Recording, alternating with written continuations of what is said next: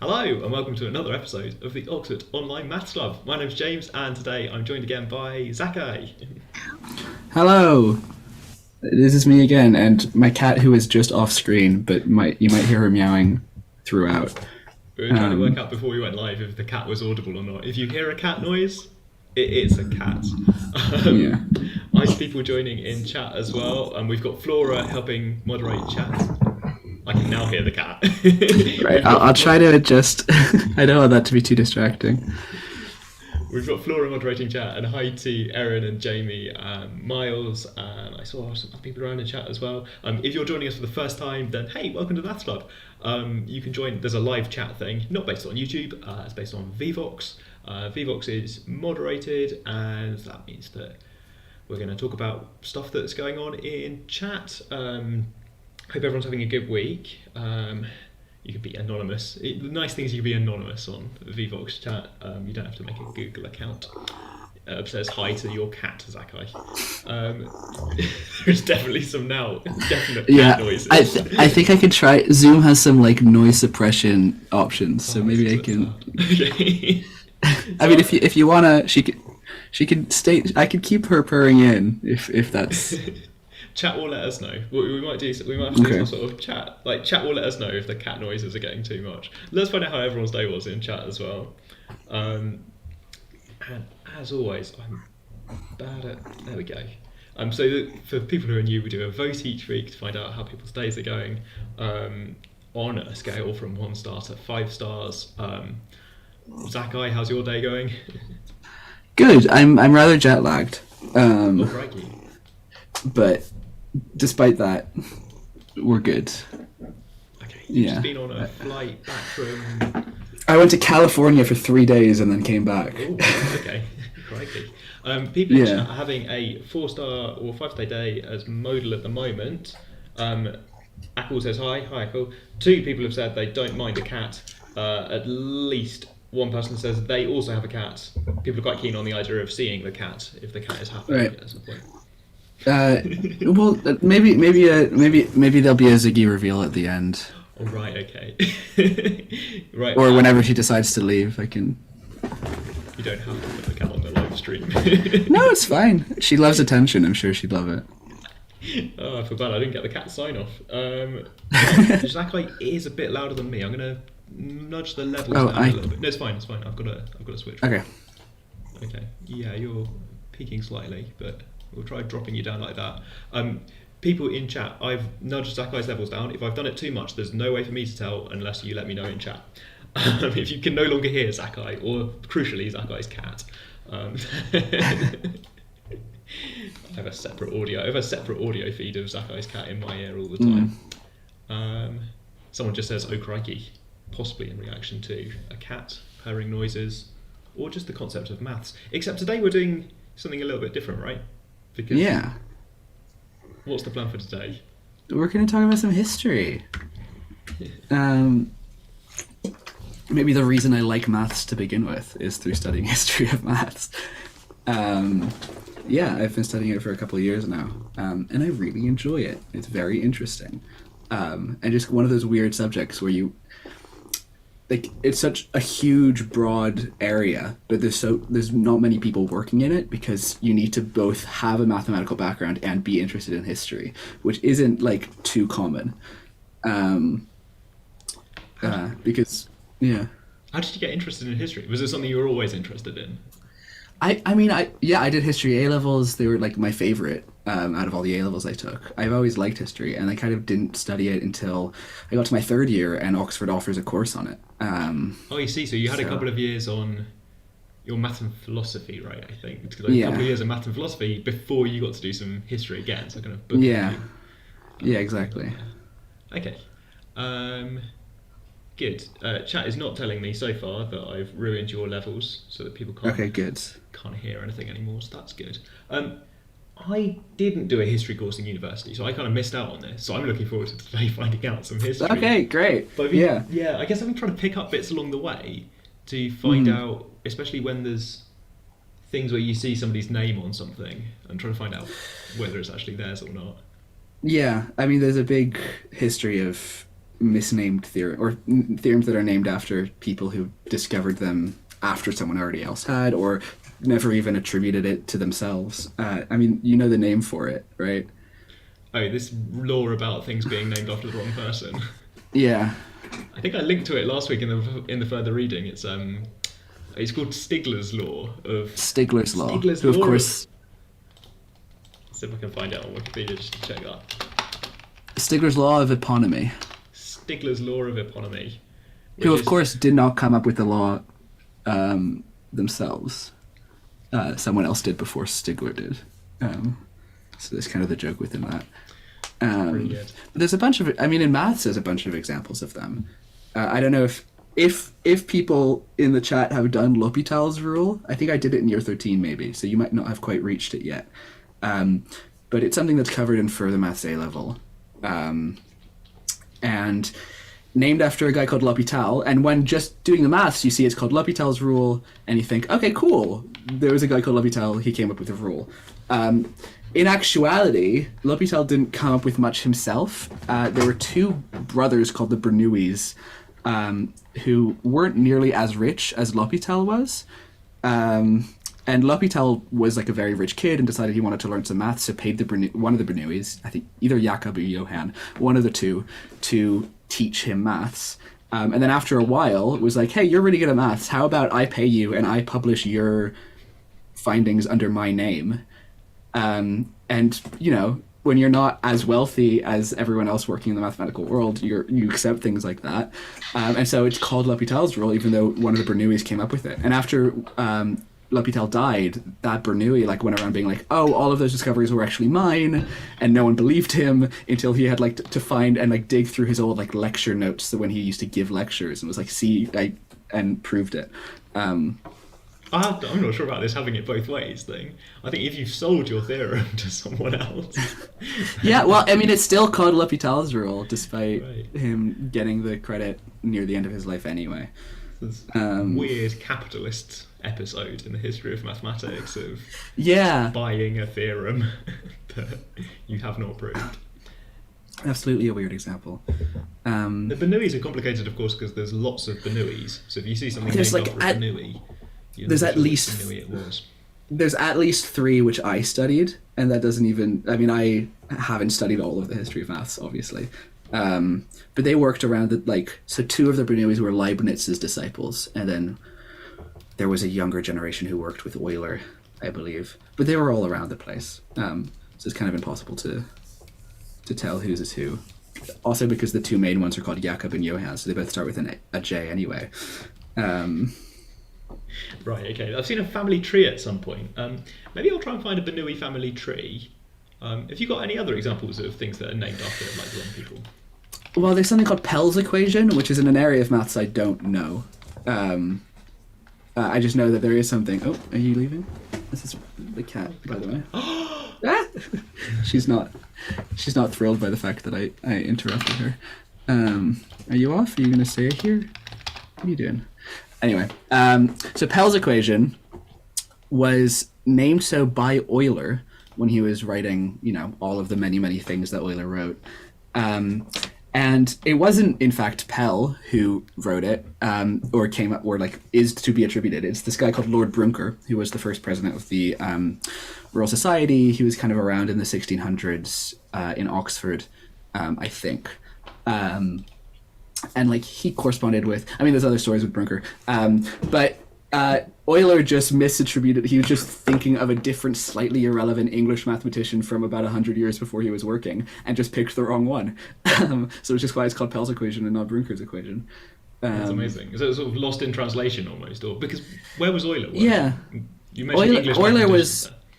Euler was in whatever turned out to be Germany, I think, or maybe Switzerland, those areas. He spent a lot of time when Euler was working before there were places for mathematicians to work. Universities and things like this didn't really exist as they do now for a while. Only really in Germany in the 1900s did the idea of mathematicians being paid to do maths at a university start to happen. There was stuff in France in the 1800s. But when Euler was around in the 1700s, it was more that you would get paid by a royal or an emperor or something to kind of live in their house, and you'd be able to do maths, and you'd teach them some maths as well. So you're like kind of sponsored by a royal family of some sort. And this was kind of Euler's deal. So is this like living in... So is this? Do you end up sometimes maybe naming maths theorems after your patron sponsor? I don't actually know. I don't think... I'm trying to remember. I think the patron sponsor is more like you want to be seen as like helping sciences or something, or like I think Louis XIV, I think, or one of the Louis in France was a big contributor to this kind of thing, because he really wanted like the kind of the what's the word? The reception or like the reputation that helping out science would give him. So he gave a lot of money to. So that's actually how the equivalent of the Royal Society being in Paris started in like the 1600s. Is because this Louis really wanted to like be seen as giving out money to science and like helping science. Yeah. So Euler was somewhere in Switzerland, to answer your question, I think. But moved around. He spent some time in St. Petersburg, I think. Yeah, I found a family tree for the Bernoullis. I got this off Wikipedia, I think, and right. I did get it off Wikipedia, and it's just on screen. There are lots of the Bernoullis have the same names as each other, not just the same right, letter. That's super helpful. And about half of the ones on the screen there are just notable mathematicians in their own right, but who, from my point of view, with the similar names, it's quite hard to mix them up. Especially when there's only three names there. There's Jakob, Nicholas, and Johann. Also, look, the Johanns are one indexed.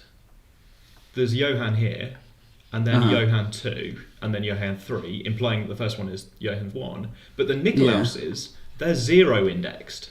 The first one is Nicholas, and then the next one's Nicholas 1. So the Nicholas sequence starts with 0, whereas the Johann sequence that's very interesting. I'm not sure why that's happened. I guess there's like a question then, who's Johann 1 Bernoulli? And that mathematician doesn't exist. So in between one term. Good. I think I've got a bit sidetracked by staring too much at this family tree. Probably. Of Bernoullis. There's a request in chat to try and explain what L'Hôpital's rule is. Oh boy, actual maths. It's something to help out limits and differentiation.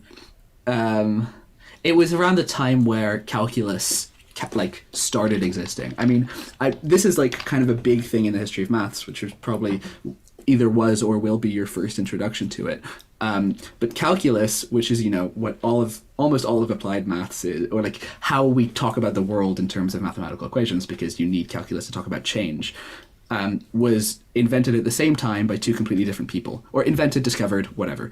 There was Newton and there was Leibniz.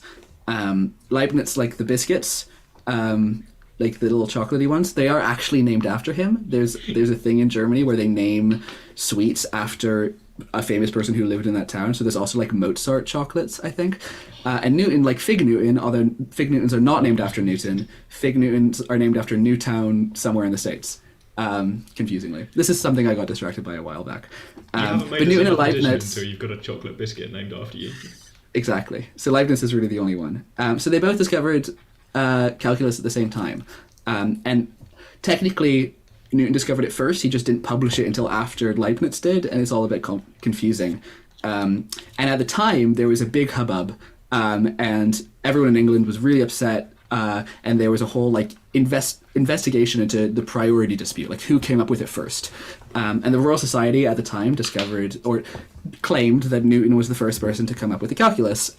It is important to note that the president of the Royal Society at the time was Newton, and he did help with the investigation. But that kind of led to British maths and European maths kind of doing their own thing for a couple hundred years. But so the Bernoullis and all these people and L'Hôpital were working at the start of calculus, at the start of differentiation, at the start of integration, kind of really getting making the big discoveries, and there was a lot that happened in a very short period of time, at least in Germany, where Leibniz and the Bernoullis were. There's a lot of Kai, I just saw there's a lot of maths that people discovered independently, and that still happens now. You say old, but there are still things like people discover at the same. It's a weird phenomenon in the history of science in general that people. I mean, when I was a kid, I was taught that people invented the light bulb at the same time. But there's like a lot of weird coincidences where people discover the same thing at around about the same time. Group theory, like the entire subject of group theory, was kind of started by Cauchy, who was like a university professor who had like years and years of experience under his belt, at almost exactly the same time as Galois, who was a 22-year-old nobody who then died in a duel 2 years after he started writing papers, and only had like 2 years of contributing to maths because he died when he was 22. And like these two things were kind of discovered at the same time by these very different people, but working with the same kind of background ish. Like they were both in France at about the same time. Someone's asked a question on did they write their calculuses differently? That is a very good question. So I'm going to write a bit here. Sure. Following you. Cool. Am I on pen? Where's the pen option? Okay. So you might have seen calculus written when you do it, if you have like a function, you do like dy by dx, et cetera, et cetera. If you want to differentiate again, you can go d squared y by dx squared. And this is like a very convenient way of like doing multiple differentiations on one function, right? So if you have y equals x squared, dy by dx, pretend that I would write that right, would be 2x, and then d squared y by dx squared would be 2. That's how Leibniz wrote it. And you might be and Newton actually wrote it completely differently. He didn't call it differential calculus, he called it fluxional calculus, just different notation for kind of the same thing. Where instead of it wasn't like a y and an x. You would have x, and then to differentiate it, you would have x with a dot above it. And you can see how that kind of gets more difficult, because if you want to do it again, you do 2 dots, and then quickly, like if you wanted to do 5, it would be very difficult to like write down, especially printing, when like printing was more difficult and they needed like the right kind of thing. It was very difficult to write a lot of dots on top of a single letter, whereas d to the 5y by dx to the 5 is very simple. You might think that's why we use Leibniz's notation. There's actually a lot more kind of convoluted history about why we don't use Newton's functional notation anymore. And we can get into that if we want, but there's like so many other things. There's this word you're saying that's like fluxional? Like Fluxional. F-L-U-X.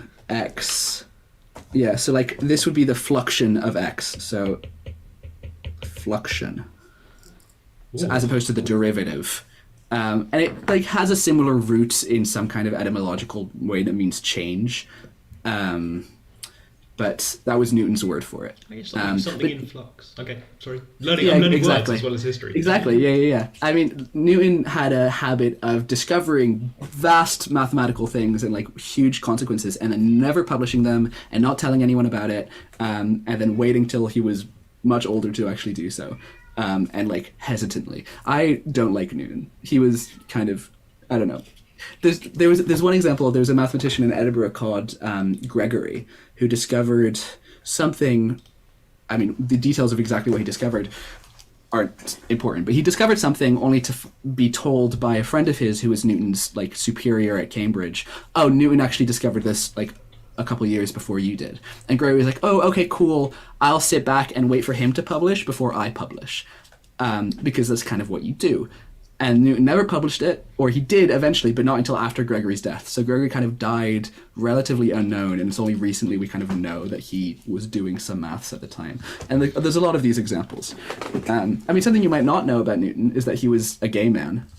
Often in a lot of history, at least told in like, a few hundred years ago, or like in the last however many years, it's like, oh no, he was just like devoted to maths and science. But no, he had a boyfriend who lived in Switzerland, and there's a period of his life where he stopped doing maths and he'd stopped doing any science and kind of didn't do anything, and was just really bad at science for a bit. And that's because he got broken up with over letter by a letter from his Swiss boyfriend. Yeah. Long distance is hard at the best of times, and then you get dumped by letter. Wow. I mean, that's a lot worse than by text, I feel. So we've got the letters or something. This is how we know about I this? think so. I think so, yeah. I've not seen them myself. I've never seen that either. Okay, cool. Yeah. Homework. Chat's confirmed that Chat's talking about dots on top have survived. That notation survived in maths that they're learning in school, of course. They've sometimes seen that in mechanics, right? Yes. So Newton was a lot more based on what kind of using maths, but in relation to real things and like grounding it in the world. And Leibniz's was kind of more abstract, which is probably why that's remained, because like Newton's like, he was specifically, differentiation wasn't like this abstract thing with y and x. It was like your variable wasn't y. It wasn't y over x. It was x over t, where t stood for time, right? Essentially in our notation. That's a bit anachronistic, but everything was changed over time. Whereas Leibniz was a lot more kind of abstract about it, and so that might contribute to why there was a lot more progress with Leibnizian like notation than there was Newtonian. But you know, that's to be debated. Yeah, should we talk about some other stuff? I mean, we've talked about Newton for a while. Yeah, I guess. I've been doodling on the board and reading chat. This is great. I thought I'd pair up. I feel bad that I wrote L'Hopital really big and then failed to identify which Bernoulli it was. Chat's pointed out that I missed a Nicolaus. There's so many people with the same names on the board that I missed a kind of -1th one. Somebody asked for L'Hopital's rule, and sort of my rough memory of it combined with quickly Googling it. Sometimes you want to find the limit, the behaviour of a fraction of two functions, and you can get into trouble. If the top goes to 0, you're fine, the function's going to 0, ratio goes to 0, top. If the bottom's going to 0, then the fraction's getting really big. If they're both going to 0, then things are a bit confusing.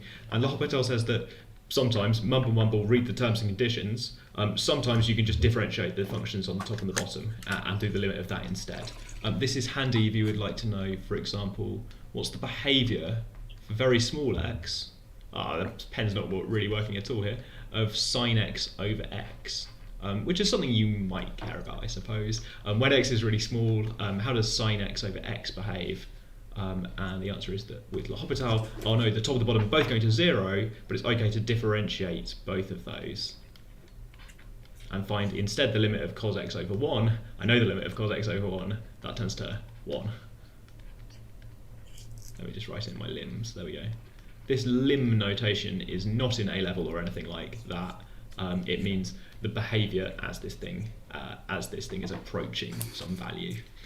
Sorry, that's a lot to dump on people at the end of a school day. Yeah, I mean, a lot of calculus is like basically as something gets smaller or as something approaches a certain thing. And the history of calculus and the history of analysis in general is like overrun with people not really be able to accurately say why it's true, and a lot of people thinking, no, you're dividing by 0 here, this doesn't make sense. And so there's a lot. It wasn't until the 1900s where like Weierstrass really was like, this is what calculus is, this is how we take the limit as x approaches to 0, right, and still can divide by it. So this kind of limiting behaviour is what they get told in A level or equivalent, right, about the tangent to a curve being exactly when you move the points really close together. Or like with integration, like all these rectangles, like you get more and more rectangles, right? And like so the difference between the rectangles slowly becomes 0. But you know, Newton and Leibniz were both had this intuition, but weren't able to like write it down really rigorously, and so it just looked to some people like they were dividing by 0. And so it was really controversial for a long time how you were supposed to do calculus without having this problem. There was a bishop in the UK called Berkeley, who wrote a very famous article, being like, "How dare you say that theologians don't have grounding in what they believe when you're doing this stuff?" And it had a big influence in the UK, at least. Ooh. Yeah, is this grounded in reality? We're dividing by 0. Chat's told me that they are learning the limit notation in school in this kind of thing we're talking about. So it's really good.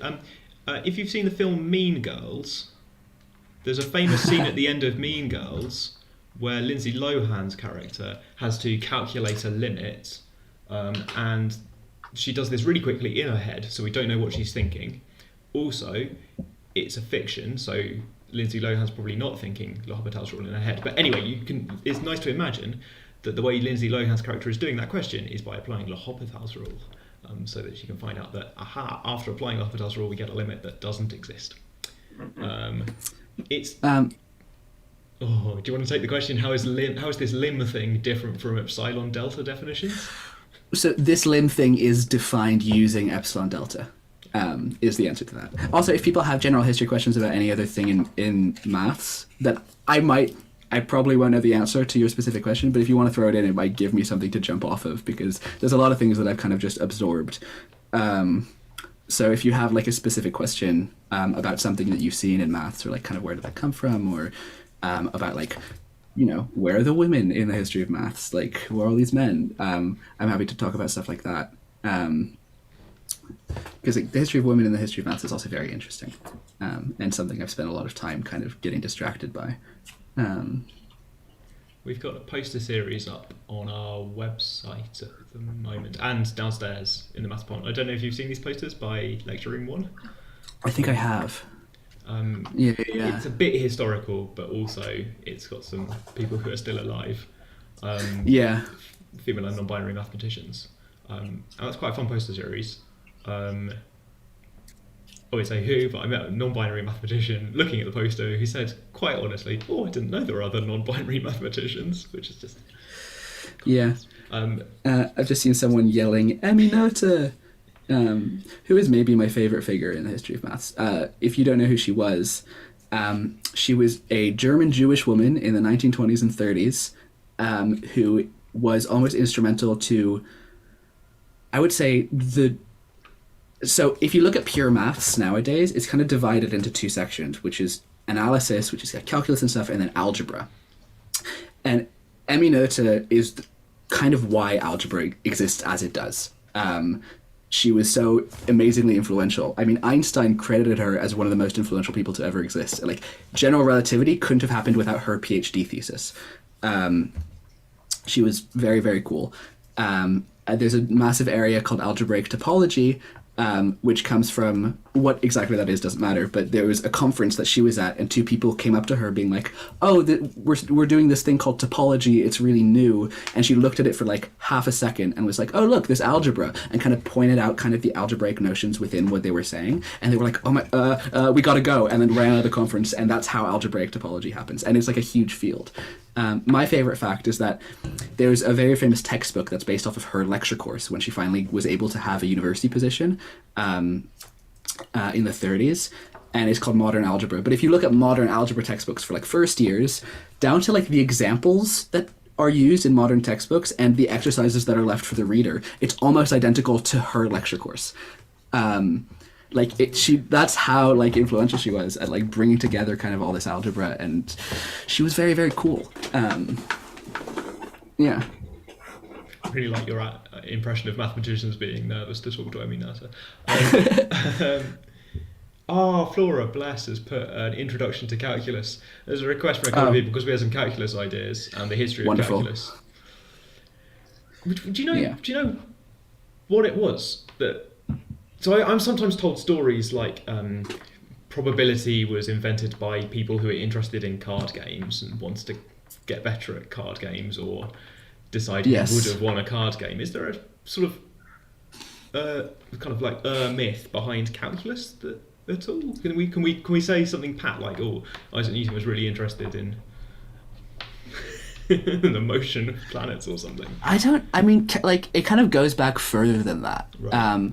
Like the word analysis comes from this guy Viet, who was writing in like 1590s, and then Descartes basically stole all of Viet's notation, like claimed that he had never read Viet or Harriet, who was this other guy, but it was very clear that he would have. He used the same notation, and so a lot of things are named after like the Cartesian. If you've heard like Cartesian, what's it called? What's the word I'm looking for? Coordinate system? Cartesian plane? Yeah, like anything like XY as opposed to R cosine theta, or like ways of things named after Descartes really should be named after Viet. He stole a lot of his ideas Okay, this is not proved. This is a lot of people's ideas. So take everything with a grain of salt. But kind of this idea of calculus started with applying algebra and what algebra was at the time, which was solving equations like you do in A-levels and like, less simultaneous equations and more like quadratics and cubics and stuff. And the idea that you could take those ideas and use geometry to help solve them, or vice versa. Geometry has a huge history. Geometry goes back to Euclid, which is like BC, like Alexandria, like before the Greeks, or before some of the Greeks. And algebra was to the West, or to Europe, it was very new. I mean, there's a huge, like Middle Eastern and Arabic history of algebra. And so there's a way that the word analysis was kind of used by Viet to be a more kind of a Latin word and not like algebra, because that didn't sound Latin enough for him. And so it's kind of a confused beginning, but this idea of taking equations and matching them to figures on like the things that you can write down was very new. And there was a lot of work at the start of this during the 16th century to try to put this together. Fermat, who you might know, you might know the name Fermat, also did a lot of work on this, and like was one of the first people to actually differentiate a certain function, and was like working towards differentiation, also working towards integration, but didn't ever put those two things together like Newton and Leibniz did. I mean, Fermat's a very funny case because he would write, I find it very funny. He would write a lot of letters to people, especially about number theory. Number theory is obviously huge now, but back in the 15, 16, 1700s, and really nobody cared about number theory. It wasn't seen as a very like proper thing to study almost. And so Fermat was very interested in it, and he would write a bunch of people letters. And there's a letter back from someone who's like, hey, I don't understand anything that you're talking about, but you look like you're having fun. And there's a letter to John Wallis, who, so he like ended up having to write all the way to England. Like he was somewhere in Europe, I think France probably, but he wrote letters to John Wallis at Oxford, and was like, I heard you're interested in maths. Here's a couple problems, and posed Fermat's last theorem, basically saying, what numbers would work for cubes, basically, like posed this question. And Wallace responded really offhandedly, being like, this looks trivial. I'm sure my friend Lord Brunker, who we talked about earlier, I'm sure Brunker could handle it. I'm kind of busy right now, but it looks pretty easy. And Fermat sends like this letter, which is like, how dare you? I'll have you know, this is one of my negative hypotheses. And in fact, like was very upset. But anyway, that was Fermat. Sorry to jump in there. You mentioned Vita a moment ago. Somebody in chat wants to check if that's the same Vita they've heard of with polynomial coefficient formulas. Almost definitely. I've been pronouncing that Vita with an A on the end, but well, it's French, I believe. So Viet sounds more François Viet. Yeah, I don't know why I've been pronouncing it with an A and spelling it with an A. I've done a quick Google and I found this François person who's very much got an E on the end of their name. Okay, why have I been taught that they have an A on the end of their name? Oh no. Okay. Learning. Oh, it's Latin. It's Latin. It's a Latinized version of... You can Latinize Vita's name by putting an A on the end. So, unknown to me, I've been referring to Vita's formulas by his Latin name, so that's fun. And someone in chat just told me that Cartesius is like Descartes' Latin. Oh, I see. I didn't know people had Latin names. I don't know what mine is. Apparently mathematicians back then got different versions of their names. Thanks, Kai, for that Descartes fact. Someone's asked for a quick overview of everything Euler discovered. We would be here all day, probably. Yeah, quick though. They want it quickly. He did a lot of calculus. He did a lot of number theory. Okay, that was quick. Are we going to sort out... So Euler genuinely did a lot of stuff, right? Euler's not included in our scathing review of people who have stuff named after them that they didn't do, I think. No, I think he probably named everything... A lot is named after Euler, and I think that's because he did a lot. I mean, he's one of the... If you look at the history of maths, there's a lot of mathematicians who died very early, who died very young. Galois is an example. Abel is another one. But a couple mathematicians died quite late. So Euler, Cauchy, and that is why everything is named after them, because they had a lot more time to do maths and have stuff named after them, basically. So if you do maths at uni, you'll very quickly see that everything is named after this guy Cauchy, and who the hell is he? I hadn't heard of him before I started uni, but so much is named after him. And he was just a guy in France who lived a very long time and did a lot. He kind of helped start group theory, all of something called complex analysis. He came up with that on his own. No one else really was interested in it, and he did a series of art. He made his own journal so he could publish this because no one else really seemed to care. And that, these people just lived a long time and were able to do a lot of maths because of it. And so a lot is named after them. People have suggested in chat what my Latin name could be, which was nice of them. And also, Miles has reminded me that I should do my disclaimer that please don't copy the way I pronounce anything. If I pronounce something and you've thought that's not how I pronounce it, I'm probably wrong. Pronunciation's also fake anyway. I mean, English has so many different accents, right? Well, I sort of feel when it's people's names, maybe I could do better to learn whether Kushi or Koshi. How did they probably pronounce their name? But he's been dead for a long time. Is it too late to discover maths? Says someone in chat. Oh no. No. We got loads to do.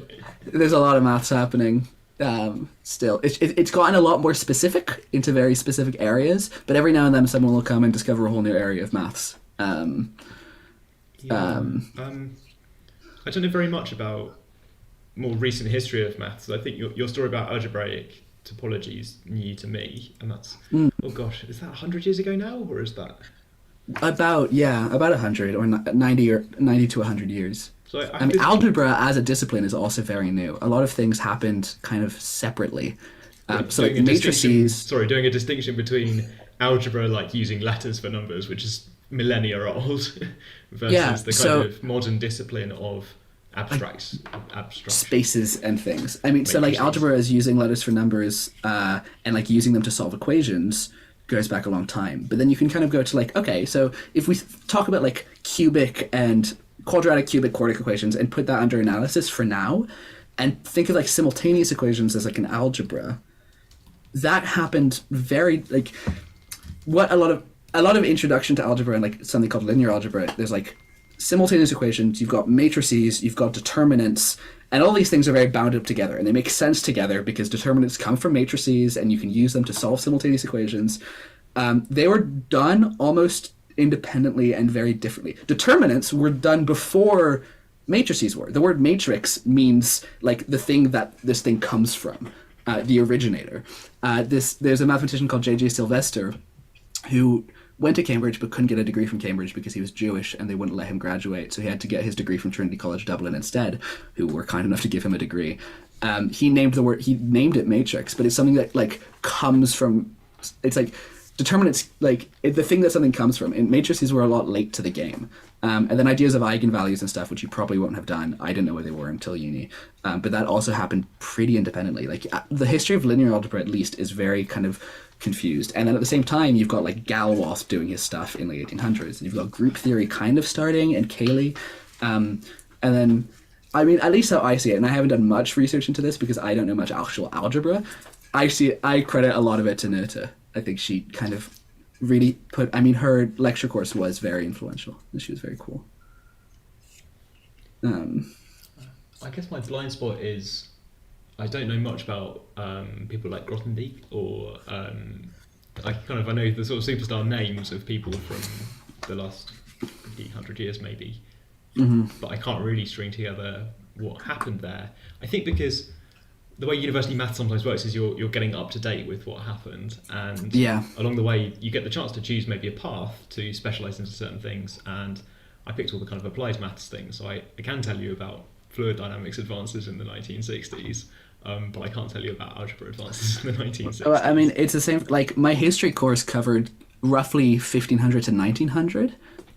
So that's like and specifically in analysis and algebra. So that's the kind of history I've studied. At the same time, I got tangentially interested in like kind of women in the history of maths, Agnesi, Noether, Sophie Germain, Sofia Kovalevskaya, and but I mean, Noether was past like the area that was included in my course.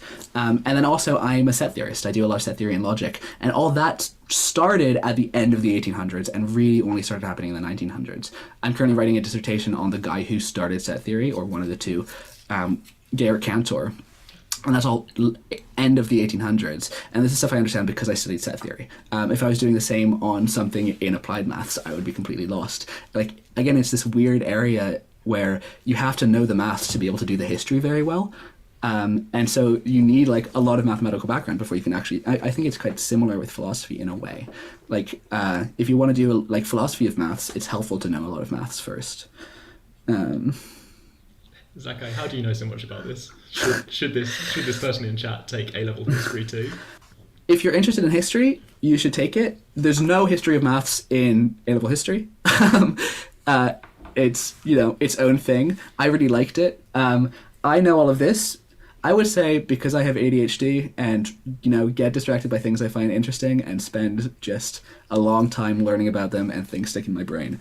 Have you got any resource recommendations for learning about history of maths? So you sort of digging through Wikipedia? Have you got there's a few. If you've heard of In Our Time, which is a BBC podcast, there's a few episodes on the history of maths, but you have to like kind of search through. But I think they're pretty good, especially when you don't have much mathematical background, because the host doesn't know any maths, and so will often kind of bring back the invited speakers to explain what they're talking about. So there is one on specifically Emmy Noether and her contributions, which I strongly recommend. There's also some books, there's plenty of history of maths books out there. The one I used in my course was called Mathematics Emerging by Jackie Stedel.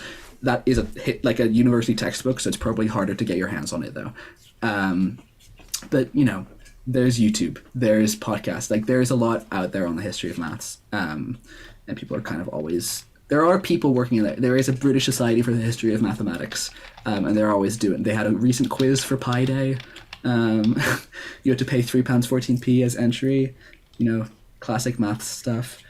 There's Mac Tutor. I'll just drag it on screen really quickly. Do you know about Mac Tutor? It's biographies of mathematicians. Yes, I have heard it. So if you're interested in specific mathematicians, that's quite good. The cat is back. Wow. Cantor, someone says, is it Cantor interesting? Very. I find him very interesting. That is why I am writing an entire dissertation on him. Oh, I didn't say writing. I have not started, but I am going to start tomorrow. I've done all the research. If I got the right Cantor, I think I do have the right Cantor. That would be him, yes. Okay. Yeah, we had a bit of Cantor maths on, I think, in Flora's live stream episode, one of them. I would have mentioned Cantor a lot when I was talking about infinity, because he was. I mean, the history of infinity is interesting. Back in Aristotle, there was this idea of potential versus actual infinity, where and basically the consensus for most of history was you can't talk about actual infinite things. All infinities are potential. You can limit. You can go towards infinity. You can never talk about infinity as a complete whole. And there was one guy. At the start of the 1800s who kind of talked a little bit about it, but no one read his work. It wasn't really till Cantor properly put everything together and people started studying different infinities. So there's also Dedekind at the time. What they also did, and what was covered in my course, was that they defined real numbers. There's a history of how different numbers are defined. Where you start, nowadays we start with sets, but ignore that bit. You start with the whole numbers, and that's all you have. You can define the rational numbers by an equivalence relation. It doesn't matter. But people really started caring about the foundations of maths near the end of the 19th century and the start of the 20th century. And something really important to them was what's our groundwork? How do we define things? How can we talk about real numbers? How do we define them? If we take natural numbers as a basic, how do we get to real numbers? And Cantor and Dedekind were working in this area. And they had different definitions, but that's good question to walk away with. We had something like this a few weeks ago on the stream where we defined a new number system, and maybe in further reading, I think we talked about trying to define the number systems we're familiar with, but trying to build them out of essentially nothing, to have some sort of working definition. We looked in further reading notes for that episode on surreal numbers a few weeks ago. There's some way to build, using set theory, things that look like the natural numbers. So what Cantor's proof of that there are more reals than naturals first indicated, or like what people took away from it at first, was the proof of the existence of surreal numbers, and that like e and pi were these kind of numbers that weren't rational, but still. Oh, right, yeah. Like irrational. Sorry, surreal numbers a few weeks ago was a really specialist thing that had Okay, some sort of different weird definition, okay. different entire sort of Different way to it, how they were saying. Yeah, chat has gone straight for real numbers are easy to define. Just pull out your complex numbers and set the imaginary part to be 0. Chat loves complex numbers. There's nothing chat loves more than complex numbers. It's another weird history. Like, I mean, negative numbers were really controversial for a long time, so you can imagine how controversial complex numbers were. When people people started noticing them in like the 1500s in Italy when people were like solving cubics. Actually, the solution for like the general solution for a cubic equation, for a specific type of cubic equation, was passed down from teacher to student in a poem. I don't know the poem. I don't have it. It's in Italian, or it's probably in Latin actually. But that's just a fun history thing. But like, obviously, when you're looking at roots of polynomials, complex numbers come up, and so they're called like kind of Descartes called them imaginary as a way to make fun of them. As like, these are imaginary, they're kind of useless, like, but that kind of name stuck. And for a long time, people used them only when you could then, like, a lot of time if you like use complex numbers, at the end of your working out, the complex part disappears and you're left with a real number at the end. They're like, okay, it's fine to use it like that. We get stuff out of it, but it was still kind of controversial. And it wasn't until people started doing like kind of group theory and messing with equations like that complex numbers started becoming a bit more a thing. And then Argand in 1806 and people like finding ways to write them down.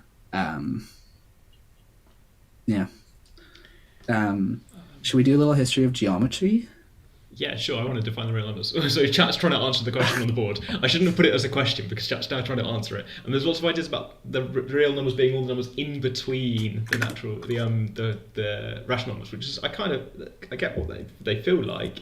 But of course, if I show you another number or like some object, how do you decide if that's between, and how do you decide if that's a number at all? There's a big question in philosophy of maths, which goes back to Frege, which is it's called the Julius Caesar problem. It's like, if you're defining numbers, how can you say that Julius Caesar is not a number? It sounds stupid, and it is, but it's because like you have to be careful when you want a definition of number that's kind of not what we use today. That like, if you're using relational things, like what's to stop you from saying Julius Caesar is between the numbers 3 and 3.12? Like, you could just define him to be there, in which case, boom, he's your number. This philosophy of maths gets kind of weird in this sense. Does anything go wrong if you put Julius Caesar in here? I suppose you have to. Maybe you might worry about how to add things to Julius Caesar, but I suppose I can probably get around that by claiming that. There's a philosophy of maths called structuralism, where there's a lot of different types of structuralism. But essentially, you can say, yeah, fine, Julius Caesar is the number 2, whatever. We just define Julius Caesar as whatever 1 plus 1 is, and then 3 is 1 plus Julius Caesar, and then it's fine. Like, it doesn't matter what you call the numbers or what the like are. It's more about the structure of the entire number line, in a sense, is kind of why it's called structuralism. But Frege was really worried about it in the same. He, like Russell, if you heard that Russell took 200 pages to prove that 1 plus 1 equals 2, that's because they were something called logicists, which is they wanted to derive all of maths from logic. And what we do now is we just define 2 as whatever 1 plus 1 is. But they had these other ideas that numbers are kind of the collection of all. So the number 2 is all things that have 2 things in them. So all 2 element sets, that's the number 2. And so if you do, and same with number 1 is the all singletons, number 3 is all triples, like 2 is all pairs. And so if you've defined numbers individually, you have to make sure that how you define addition works. And that's why it took Russell 200 pages to prove that. Logicism kind of died, mostly because of... there's neo-logicists who will get mad at me if I say they died, but it's... Anyway. Mostly because of Russell's paradox. That really got in the way for them. I'm going on a lot of tangents. So... Everyone in chat's trying to define them trying to define real numbers again. Sorry, in terms of it's one of those things that's bigger than the rationals to the left of it bigger than Russell's left of it, and I suppose sort of pretty you're much identifying a thing. that's pretty much how they're called Dedekind cuts. Is how they are, or how Dedekind defined them, and then Russell kind of formalized it. So how we kind of define real numbers nowadays is we can prove that the rationals are dense in the reals, which means between any two real numbers there's going to be a rational number, and so real numbers are just the set of all things before that point, and then you keep going like that. In a way, if you look it up, it'll come up. As I don't have time. There's also a band with the same name. So if you're is there? Yeah, it's quite a cool name for a band, maybe. I'm not sure. Maybe it's cool. Maybe it's not. I'm not. I don't get to judge what's cool or not. Do I? Look at me. Should we do a little Euclidean? Because there is just a fun story. Go on, do your fun story for geometry. So I'm going to focus a lot of history of geometry. If you've heard Euclid. Euclid kind of defined a lot of things, and he did a lot of things. And up until the 1800s, Euclid was still the way maths was taught at Cambridge and all, like proper, like at university you would just be given this millennia-old book and be like, this is how you learn maths. And if you might have heard Euclid in like Euclidean geometry, and that's kind of what we're going to talk about now. One of Euclid's axioms, or he called them postulates, but one of his axioms for geometry, all the axioms made a lot of sense, right? From any 2 points, you can draw a line that like goes between those 2 points. That makes sense as an axiom for geometry, right? If you have 2 points, you can find a unique line that cuts both, like that goes between both points, and given any line, there's a point not on that line, right? There are things in Euclidean two-dimensional geometry that make sense as postulates. One of his postulates was called the parallel postulate. And the parallel postulate was a lot more complicated than that. It's like, if you have a line and you have a point not on that line, then you can draw a line through that point which never touches your first line. Basically, you can always find a parallel line through a point not on a specific line. But that's a lot more complicated. And people were never happy with the parallel postulate. They really didn't like it they either wanted it to be a theorem, like you could prove, really what they wanted to do is prove it from the other axioms, because it doesn't feel simple enough to be an axiom. You should be able to prove that, because it feels so intuitively true, and for hundreds and hundreds of years people tried to do this, truly for a very, very long time. I have notes somewhere. I suppose the link is that if you had such a theorem, then you could use it to prove that the angles in a triangle add up to 180 degrees. It would be exactly not too hard. You'd use this parallel line, you'd draw in the angles, and there's an element to which we think Euclid might also have not liked that he had to use this as a postulate, because he uses it as infrequently as he can. In Euclid, like in what he wrote, he really only has to use it when he absolutely has to. And as early as 450 AD, people didn't like it. In like, I guess the Islamic world, there's a lot more nuance in the word Islamic. But like, when Europe was having its Middle Ages, there was a lot of work happening to try to prove the parallel postulate. In the 900s, in the thousands, in the 1200s, people were working on it for a very long time. We're gonna jump all the way ahead to the 1800s now. So at this point, for like over 2,000 years, people have been trying to prove the parallel postulate. This one guy, Farkas-Boullier, spent his entire life trying to prove it, what he called the science of the parallels. And he was never able to do it. And so when he heard his son, Janos Boullier, was trying to do the same or was working in this area, he sends this letter to his son, which is the most dramatic letter I've ever read in my life. If you can find it somewhere, it's amazing. But it's basically warning his son to not go into this area. It's like, don't study the science of the parallels. It is the dark stain on the virgin truth that is mathematics. It is the ineffable demon inside this inside the paradise, and goes on for a long time with this so poetic, dramatic text being like, don't do this. Don't study this area. I've wasted my life away trying to prove this. Janos did not listen to his dad. and found what we now call a non-Euclidean geometry, which is called that because it is a geometry where all the other axioms hold, but the parallel postulate does not hold. The easiest way I like to, the easiest thing I can wrap my head around is if you think about the surface of a sphere. So we're not thinking about the sphere as a 3D object, just the surface of it as a 2D object. So instead of like a Euclidean flat plane that goes on forever, we just have a sphere. If we define, the way we define a line, a straight line, is just the shortest distance between 2 points. And we can prove in maths that the shortest distance between any 2 points on the sphere is going to be part of a diameter, which goes around the middle of the sphere. So James is drawing helpful diagrams for us as I talk. And you can see on a sphere, every line, there are no parallel lines to any line. If you have any straight line at any point, any other line through that point is going to intersect your one line because they're all like diameters of this sphere, right? So that's an example of a non-Euclidean geometry. So of course, for the 2,000 years of people trying to prove the parallel postulate from the other axioms, they couldn't have, because there's examples, there's a counterexample, there's an example of all the other things being true and the parallel postulate being false. So Janos Bolyai finds this.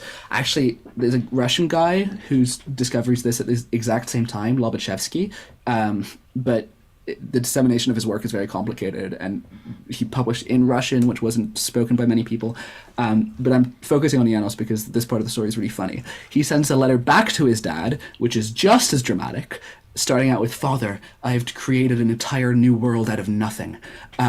Like, just as dramatic a letter. And his dad is over the moon. He's thrilled. And he sends a letter to the most famous mathematician in the world at the time, Gauss. You've probably heard of Gauss.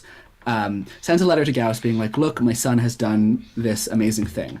And Gauss responds by saying, "Hey, cool. Well done to your son. Unfortunately, I can't congratulate him because to do so would be to congratulate myself." That's a direct quote. Because basically, this is not a direct quote. No. Basically, I did this 20 years ago and never wrote it down, but I really want to thank your son for writing it down for me. The dad was over the moon with this, like, "Look, Gauss responded to us. He thinks you're great." Janos never did maths again. He saw that letter, never did maths again, was so frustrated, how dare he do that to me? That's so rude. Never did maths again. But that was kind of, the non-Euclidean geometry he discovered wasn't this spherical one. It was a slightly different one. But yeah. Just to run it back again, I've drawn some pictures for you now. Slightly too late. I've drawn you some pictures. On a sphere, if you're planning flight paths, you want to use direct routes. Direct route means a bit of a diameter. That's a bit hard to imagine, but it's the reason that flight paths are what they are. It's kind of obvious if the 2 points are on the equator, because then you want to fly around the equator. If they're not on the equator, you can always rotate the sphere round as if they're on. You can turn your head round and pretend that they're on the equator, and then just go anyway. So the straightest line between the shortest distance between 2 points is part of a diameter. But these circumference circles tend to meet each other. If you imagine a beach ball, they tend to meet each other at the top and bottom. That's the worst attempt at writing the word beach ball I've ever seen. That's awful. Mathematicians really mean. You say that. I actually, Gauss was actually really, so Gauss corresponded with Sophie Germain, who was a woman and was able to get her hand on the lecture note to the school, and she read the lecture notes and sent in her exam paper as if she was a student under the fake name Monsieur Leblanc, and did a lot of maths and was very cool. Someone else is writing a dissertation on her life, which was very interesting, so I got to learn about a bunch about that. She corresponded with Gauss a lot about number theory, and then there was a period of time where there was a war happening in France, and she got really scared for Gauss's life, and her dad was a general, and so she asked someone to ask her dad to make sure Gauss was okay, and someone treks 1,000 miles to go make sure Gauss is okay, and goes way out of his way, ends up at Gauss's door. Gauss is like, "What's up? I'm chill." And the guy's like, "Madame Sophie Germain wants to know that you're okay." And Gauss is like, "Who?" And so there's this heartbreaking letter from Sophie Germain where she comes out to Gauss as a woman, basically being like, I understand if you don't want to like keep a correspondence with me, but he responds with like the most anachronistic thing I've ever read, which is like, oh my god, to know that like you're one of the most brilliant minds in mathematics, to have gone through infinitely more struggle than I could conceive of due to the role in women in our society, and like just does this like lovely letter back. It's brilliant. So I quite like Gauss for that reason, although he did start ghosting her when he like stopped caring too much about number theory, but there's evidence that he really respected her as a mathematician and would like talk to other people about her. Gauss was just a very interesting individual. We've got more requests in chat. I'll let you read chat a little bit. Can I do a news update at the end? Yes. Getting to time. I want to do a news update. So we've done a lot of history, but somebody asked if it's possible to do new maths, and I want to show you some new maths from this week that I'm really excited about. Looks like this. So it looks absolutely beautiful. Look at this. This is a discovery by a team this week. David Smith, Joseph Samuel Myers, Craig Kaplan, and Chaim Goodman-Strauss found this tile. Let me explain what it does. If you've seen Penrose tiles, it's a pair of tiles which you use to tile the plane, and the patterns that you get never fall into a repeating pattern. As you put the tiles down, it always generates new and interesting stuff. No one's ever known if you could have just one tile that does that. And this week, 2023, a team of people have found this, and it's really nice. It's made of kites, or some people are imagining it as overlapping hexagons. They've got an animation here of different versions of this. They're referring to it as the hat because it looks like a kind of floppy hat, and it's a tile that tiles aperiodically. So the patterns you're getting here in this kind of crazy picture, sometimes it looks like it's repeating, but it never settles down into a repeating pattern as you go outwards. No one knew if that existed until this week. I'm really excited by this. I've been telling people on the tour that if you discover this, then maybe you should tile outside the front of your maths building with it. And that's what found it, so get the tiles out. Do we have time for me to answer another question? Go for it. Someone asked, is Euclidean geometry on an infinitely flat plane? Yes, in 2 dimensions. 3-dimensional Euclidean geometry would be like an infinite cube, basically. And at the time, I mean, getting philosophical, there was a lot of controversy, and like there was a kind of like a huge thing in maths because people thought maths was about the truth of the world we lived in. And so geometry was about the truth of the world we lived in, and Euclidean geometry was true because it applied to the world. Actually, I mean, Einstein's theory has geometry as non-Euclidean, has the world as non-Euclidean, and like the way the universe works. And so like this idea that space itself isn't as intuitively like Euclideanly 3-dimensional as we think it is, was like a big fallout about like whether maths was about the truth of something, or like what truth was it about. And so kind of started pushing maths away from the sciences a little bit and like more abstract in this area, and people started like becoming more axiomatic and stuff like that. Yeah, so that's a little like philosophy and a little bit of history. Brilliant. If people want to find this article, by the way, it's on the one I'm showing on screen is on the maths magazine, the Aperiodical, which is the perfect maths magazine for this aperiodic news. I really like this website as well. It does maths news. If you're ever wondering what's going on in maths news, then hey, here's a blog that keeps you up to date with what's going on. I really like that picture of Einstein at the bottom. Sorry, I was scrolling through that while you answered your last question. That's absolutely fine. Yeah. Flora's done a plug in the chat because a year or 2 ago we had Flora on the live stream to talk about Penrose tiles. That episode is still on our Maths Club page. There's a link on screen to the Maths Club page, and we'll link to other stuff. I did just scroll past Truchet tilings on the hats. This is the maths community is great, right? The math community has immediately started 3D printing them and putting Truchet tiles on them. Look at that, that's great. Truchet tiles, oh yeah, okay, here's the design, here's how it tiles, it does some aperiodic stuff, it's amazing. Isn't the math community lovely? Building stuff, silly memes, you can read the paper and generate stuff. People are quite keen to build new stuff these days. If you're interested in what non-Euclidean geometry Einstein thinks the world, like the universe, works like, I don't know exactly, but I think it's something like the sphere, but instead it's like the universe is a 3-dimensional is the three-dimensional surface of a four-dimensional sphere, but the sphere isn't like smooth; it's a bit wobbly, and so there's like other stuff to that. But I just remembered that while you were talking about this very cool thing. We're having two very different conversations at the same time. I know, This is like double We're value. going- we're It's going double back and value. We're diverging. Somebody said, "Is it unique?" It's not. There's a whole family of them. Here's a video of them. Oh, merging really? together. There's That's a awesome. continuous family of them. It's so cool. They've just picked the one that looks nicest to be the kind of face of the movement, with the one that uses regular hexagons. I really do encourage people to go and look this up because it's really nice, and none of this was anywhere on the internet last week. You might have been reading the math on the internet last week, but you won't have seen this last week because this is as new as it gets. Cool, right. Thank you very much, Zakkai, for being on the stream. Thank you, Flora, in chat, moderating the questions as they come in. I think we've got to call it there. That makes sense. Thanks for having us. We're back for one more episode in this season next week. So thanks for watching. We will see you in 167 hours for another episode of the Oxford Online Maths Club. Oh, 166 because of daylight saving time. Sorry, I scripted this. I've got a note. 166 hours. Bother. I can never get it right. Just edit this bit out. Just edit this bit out. Okay. See you in 166 hours for another episode of the Oxford Online Maths Club. Bye. Professional as always.